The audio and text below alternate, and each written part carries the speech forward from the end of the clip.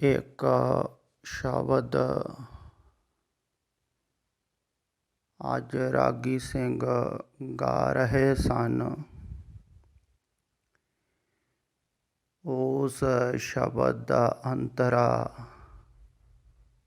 ਜੋ ਮੁੱਖ ਪੰਕਤੀ ਹੈ, ਤੁਮ ਸਾਚ ਧਿਆਵੋ ਮੁਗਧ ਮਨਾ, ਤਾਂ ਸੁਖ ਪਾਵੋ ਮੇਰੇ ਮਨਾ, ਬਹੁਤ ਹੀ ਪਿਆਰੀ ਹੈ। ਸ਼ਬਦ ਸਾਰਾ ਹੀ ਸਮਝਣ ਯੋਗ ਹੈ। ਉਹਨਾਂ ਨੂੰ ਸਮਝ ਵਿੱਚ ਜ਼ਿਆਦਾ ਆਵੇਗਾ ਜਿਹੜੇ ਆਖਰੀ ਖੰਡ ਵਿੱਚ ਪਹੁੰਚ ਗਏ ਹਨ,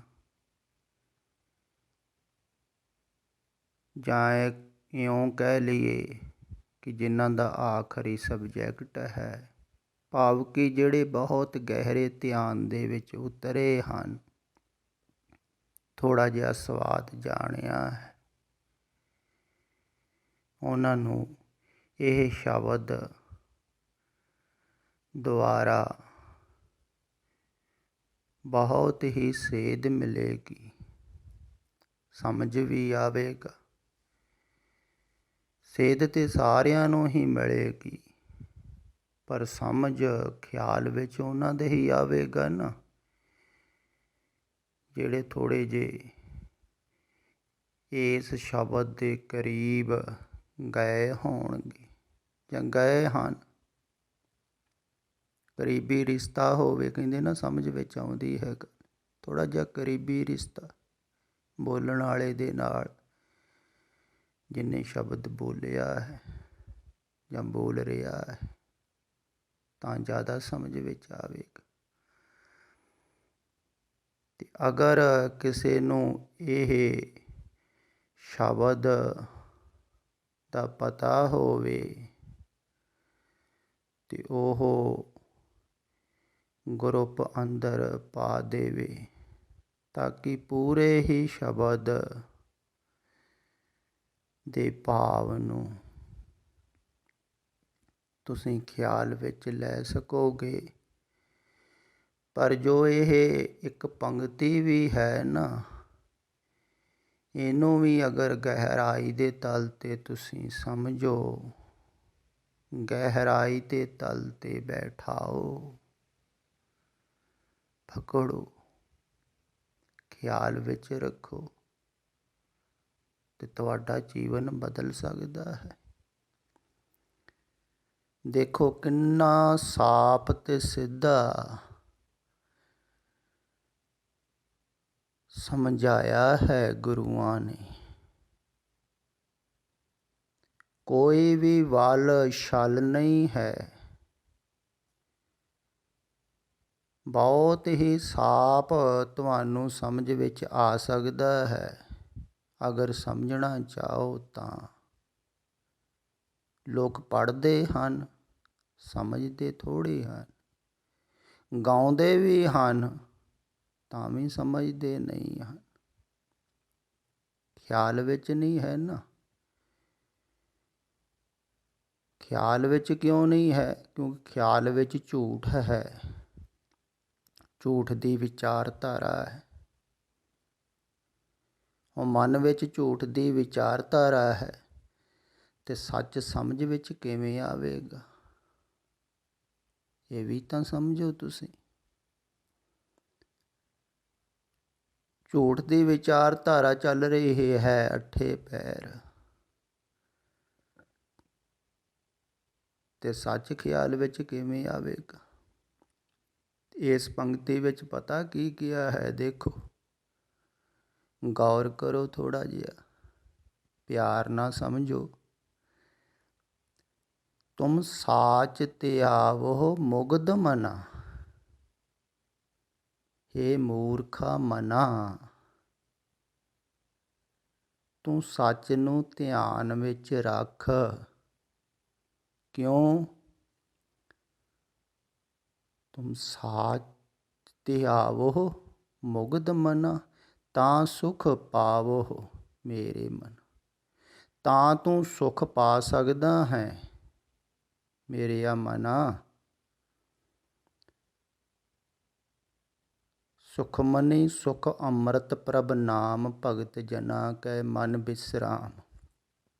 ਵਿਸ਼ਰਾਮ ਕਹਿ ਲਓ ਜਾਂ ਸੱਚ ਧਿਆਨ ਵਿੱਚ ਆ ਜਾਵੇ ਜਦੋਂ, ਉਦੋਂ ਹੀ ਸੁੱਖ ਮਿਲਦਾ ਹੈ। ਅਤੇ ਜਦੋਂ ਸੱਚ ਧਿਆਨ ਵਿੱਚ ਆਉਂਦਾ ਹੈ ਨਾ, ਉਦੋਂ ਹੀ ਆਉਂਦਾ ਹੈ। ਕਦੋਂ ਆਉਂਦਾ ਹੈ? ਜਦੋਂ ਵਿਸ਼ਰਾਮ ਦੀ ਅਵਸਥਾ ਦੇ ਵਿੱਚ ਤੁਸੀਂ ਪਹੁੰਚ ਜਾਓਗੇ ਤਾਂ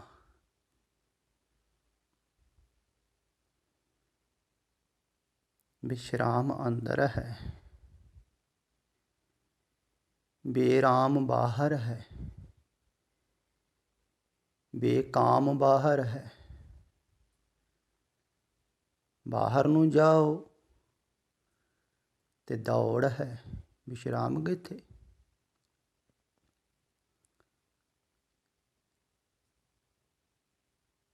ਤੇ ਕਹਿੰਦੇ ਹਨ ਤੁਮ ਸਾਚ ਤੇ ਆਵੋ ਮੁਗਧ ਮਨਾ। ਮੂਰਖਾ ਮਨਾ, ਤੂੰ ਸੱਚ ਧਿਆਨ ਵਿੱਚ ਰੱਖ। ਹੁਣ ਖਿਆਲ ਕਰੋ, ਜਿਹਦਾ ਧਿਆਨ ਸੱਚ ਦੇ ਵਿੱਚ ਜੁੜਿਆ ਹੋਇਆ ਹੈ, ਸੱਚ ਧਿਆਨ ਵਿੱਚ ਹੈ, ਉਹ ਸੁੱਖ ਵਿੱਚ ਹੈ। ਜਿਹਦੇ ਧਿਆਨ ਵਿੱਚ ਝੂਠ ਹੈ, ਉਹ ਦੁੱਖ ਵਿੱਚ ਹੈ। ਜਿਹਦੇ ਧਿਆਨ ਵਿੱਚ ਸੱਚ ਹੈ, ਮੋਕਸ਼ ਵਿੱਚ ਹੈ। ਜਿਹਦੇ ਧਿਆਨ ਵਿੱਚ ਝੂਠ ਹੈ, ਉਹ ਨਰਕ ਵਿੱਚ ਹੈ। ਅਤੇ ਜਿਹਦਾ ਧਿਆਨ ਥੋੜ੍ਹਾ ਥੋੜ੍ਹਾ ਸੱਤ ਵੱਲ ਹੈ, ਥੋੜ੍ਹਾ ਥੋੜ੍ਹਾ ਝੂਠ ਵੱਲ ਹੈ, ਉਹ ਸਵਰਗ ਵਿੱਚ ਹੈ। ਖਿਆਲ ਵਿੱਚ ਰੱਖੋ, ਕਿੰਨਾ ਸਾਫ਼ ਅਤੇ ਸਿੱਧਾ ਹੈ। ਮੇਰੇ ਸਮਝਾਉਣ ਦੀ ਵੀ ਨਹੀਂ ਲੋੜ ਹੈ, ਬਿਨਾਂ ਸਮਝਾਇਆ ਵੀ ਆਦਮੀ ਸਮਝ ਸਕਦਾ ਹੈ। ਤੁਮ ਸਾਚ ਤੇ ਆਵੋ ਮੁਗਧ ਮਨ। ਸੱਚ ਨੂੰ ਧਿਆਨ ਵਿੱਚ ਰੱਖ ਮੂਰਖਾ ਮਨਾ, ਤਾਂ ਸੁਖ ਪਾਵੋ ਮੇਰੇ ਮਨ। ਦੇਖੋ, ਸੱਚ ਧਿਆਨ ਦੇ ਵਿੱਚ ਹੈ ਤੇ ਸੁੱਖ ਹੈ, ਝੂਠ ਧਿਆਨ ਦੇ ਵਿੱਚ ਹੈ ਤੇ ਦੁੱਖ ਹੈ। ਕਿੰਨਾ ਸਿੱਧਾ ਤੇ ਸਾਫ਼। ਹੁਣ ਖਿਆਲ ਕਰੋ, ਤੁਸੀਂ ਕਹਿੰਦੇ ਹੋ ਅਸੀਂ ਦੁਖੀ ਹਾਂ, ਪਰੇਸ਼ਾਨ ਹਾਂ, ਕਿਉਂਕਿ ਝੂਠ ਹੈ ਧਿਆਨ ਦੇ ਵਿੱਚ। ਅਤੇ ਜੋ ਵੀ ਤੁਸੀਂ ਦੇਖ ਰਹੇ ਹੋ ਉਹ ਝੂਠ ਹੈ, ਜੋ ਤੁਸੀਂ ਸੁਣ ਰਹੇ ਹੋ ਉਹ ਵੀ ਝੂਠ ਹੈ, ਜੋ ਤੁਸੀਂ ਬੋਲ ਰਹੇ ਹੋ ਉਹ ਵੀ ਝੂਠ ਹੈ, ਜੋ ਤੁਸੀਂ ਸੂੰਘ ਰਹੇ ਹੋ ਉਹ ਵੀ ਝੂਠ ਹੈ, ਜੋ ਤੁਸੀਂ ਸਪਰਸ਼ ਵੀ ਕਰਦੇ ਹੋ ਉਹ ਵੀ ਝੂਠ। ਗਿਆਨ ਇੰਦਰੀਆਂ ਦੁਆਰਾ ਜੋ ਵੀ ਜਾਣਿਆ ਜਾਂਦਾ ਹੈ, ਸਭ ਝੂਠ ਹੈ। ਇਸੇ ਕਾਰਨ ਹੀ ਇੰਦਰੀਆਂ ਨਾਲੋਂ ਧਿਆਨ ਹਟਾਉਣ ਨੂੰ ਕਿਹਾ ਹੈ ਨਾ। 9 ਦਰਵਾਜੇ ਠਾਕਰ ਹਾਏ, 10ਵਾਂ ਨਿਜ ਘਰ ਵਾਸਾ ਪਾਏਂਦਾ। 9 ਦਰਵਾਜ਼ਿਆਂ ਤੋਂ ਧਿਆਨ ਨੂੰ ਹਟਾ ਲਵੇ। ਅਤੇ 9 ਦਰਵਾਜ਼ੇ ਕਿਹੜੇ ਹਨ? 5 ਗਿਆਨ ਇੰਦਰੀ, ਬਾਕੀ ਕਰਮ ਇੰਦਰੀ ਹਨ। ਅਤੇ ਇਹਨਾਂ ਵੱਲੋਂ ਧਿਆਨ ਹਟਾ ਲਵੇ। ਅਤੇ ਜਦੋਂ ਧਿਆਨ ਹਟਾ ਲਿਆ, ਕਿਉਂਕਿ ਇਹ ਸਾਰੇ ਹੀ ਜੁੜਦੇ ਝੂਠ ਨਾਲ ਹਨ। ਅੱਖਾਂ ਝੂਠ ਦੇਖਦੀਆਂ ਹਨ, ਕੰਨ ਝੂਠ ਸੁਣਦੇ ਹਨ, ਜੀਵਾ ਝੂਠੇ ਸਵਾਦ ਮਾਣਦੀ ਹੈ, ਇਸ ਕਰਕੇ ਝੂਠ 'ਚ ਫਸ ਜਾਂਦੀ। ਅੱਖਾਂ ਝੂਠ ਨੂੰ ਦੇਖ ਦੇਖ ਕੇ ਝੂਠ 'ਤੇ ਪ੍ਰਭਾਵਿਤ ਹੋ ਜਾਂਦੀਆਂ, ਮੇਰਾ ਮੇਰਾ ਕਹਿਣ ਲੱਗ ਜਾਂਦੀਆਂ। ਦੇਖ ਕੇ ਹੀ ਮੇਰਾ ਹੈ, ਆਪਣਾ ਹੈ। ਕੰਨ ਵੀ ਸੁਣਦੇ ਹਨ, ਦੇਖੋ ਝੂਠ ਤੋਂ ਕਿੰਨੇ ਪ੍ਰਭਾਵਿਤ ਹੋ ਰਹੇ ਹਨ ਤੁਹਾਡੇ ਕੰਨ। ਅੱਠੇ ਪਹਿਰ ਹੀ ਝੂਠ ਹੀ ਸੁਣ ਰਹੇ ਹੋ। ਜੋ ਵੀ ਖਬਰਾਂ, ਲੈਕਚਰ ਸਭ ਸੰਸਾਰੀ ਹਨ। ਲੋਕ ਆਪਣੀਆਂ ਮਨ ਦੀਆਂ ਗੱਲਾਂ ਸੁਣਾ ਰਹੇ ਹਨ। ਮਨ ਦੀਆਂ ਗੱਲਾਂ ਝੂਠੀਆਂ ਹਨ ਤੇ ਝੂਠ ਹੀ ਸੁਣ ਰਹੇ ਹਨ, ਕਿਉਂਕਿ ਮਨ ਹੀ ਝੂਠ ਹੈ। ਸੰਸਾਰ ਨੂੰ ਸੋਚ ਸੋਚ ਕੇ ਮਨ ਪੈਦਾ ਹੋ ਰਿਹਾ। ਸੰਸਾਰ ਦੀ ਵਿਚਾਰਧਾਰਾ ਹੀ ਚੱਲ ਰਹੀ ਹੈ ਤੇ ਵਿਚਾਰਧਾਰਾ ਨਾਲ ਹੀ ਜੋੜ ਰਿਹਾ ਹੈ ਹਰ ਕੋਈ।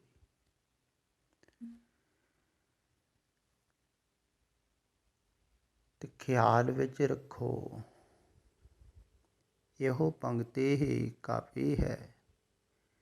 ਅਗਰ ਖਿਆਲ ਵਿੱਚ ਰਹਿ ਸਕੇ ਤਾਂ ਵੀ ਸੱਚ ਨੂੰ ਧਿਆਨ ਵਿੱਚ ਰੱਖੋ ਮੂਰਖੋ।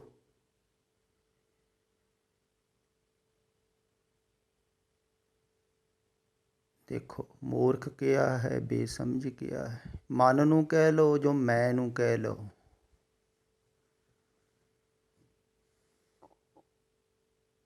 ਤੁਸੀਂ ਜੋ ਕੁਛ ਵੀ ਹੋ ਉਹ ਮਨ ਹੀ ਹੈ।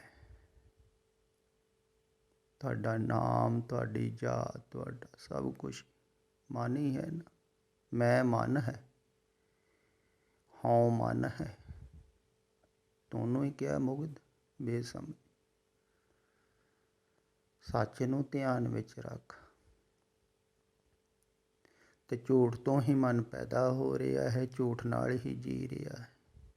ਜਦੋਂ ਝੂਠ ਵੱਲੋਂ ਧਿਆਨ ਹਟਦਾ ਗਿਆ ਤੇ ਮਨ ਵੀ ਮਿਟਦਾ ਜਾਵੇਗਾ। ਝੂਠਾ ਮਨ ਮਿਟ ਜਾਵੇਗਾ ਜਿਹੜਾ ਝੂਠ ਤੋਂ ਪੈਦਾ ਹੋਇਆ। ਜਿਹੜਾ ਅੰਦਰ ਸੱਚ ਦੇ ਨਾਲ ਜੁੜੇਗਾ ਉਹ ਤੇ ਵਾਸਤਵਿਕ ਹੈ। ਉਹੋ ਹੀ ਕਿਹਾ ਹੈ ਨਾ ਕਬੀਰ ਜੀ ਨੇ, ਇਹ ਮਨ ਉਲਟ ਸਨਾਤਨ ਬਿਆ ਤਉ ਜਾਣਿਆ ਜਬ ਜੀਵਤ ਮੂਆ। ਕਹਿੰਦਾ ਜਦੋਂ ਜੀਂਦੇ ਜੀ ਮਰ ਗਿਆ ਤਾਂ ਜਾਣਿਆ ਵੀ ਉਹ ਮਨ ਤੇ ਹੋਰ, ਇਹ ਤੇ ਸੰਸਾਰੀ ਮਨ। ਸੰਸਾਰੀ ਮਨ ਛੁੱਟ ਗਿਆ, ਝੂਠ ਵਿੱਚੋਂ ਧਿਆਨ ਹਟ ਗਿਆ ਤੇ ਮਨ ਛੁੱਟ ਗਿਆ ਤੇ ਸਦੀਵੀ ਸੁੱਖ ਮਿਲ ਗਿਆ। ਸੁੱਖਾਂ ਦਾ ਖਜ਼ਾਨਾ ਅੰਦਰ ਹੈ ਤੁਹਾਡੇ। ਸੁੱਖ ਨਿਧਾਨ ਅੰਤਰ ਤੇਰੇ ਨਿਧਾਨ ਹੈ, ਬਾਹਰ ਵਸਤ ਨਾ ਪਾਰ। ਅੰਦਰ ਤੁਹਾਡੇ ਖਜ਼ਾਨਾ, ਅੰਦਰ ਹੈ ਸਾਗਰ ਸੁੱਖਾਂ ਦਾ, ਲਹਿਰਾ ਰਿਹਾ ਹੈ ਆਨੰਦ ਦਾ ਸਾਗਰ। ਦੂਰ ਨਹੀਂ ਹੈ, ਬਹੁਤ ਕਰੀਬ ਹੈ। ਬਸ ਥੋੜ੍ਹਾ ਜਿਹਾ ਧਿਆਨ ਬਾਹਰੋਂ ਹਟਾਓ, ਅੰਦਰ ਨੂੰ ਲੈ ਜਾਓ ਤੇ ਤੁਸੀਂ ਦੇਖੋਗੇ ਵੀ ਉੱਥੇ ਸੁੱਖਾਂ ਦਾ ਖਜ਼ਾਨਾ ਤੁਹਾਡੇ ਅੰਦਰ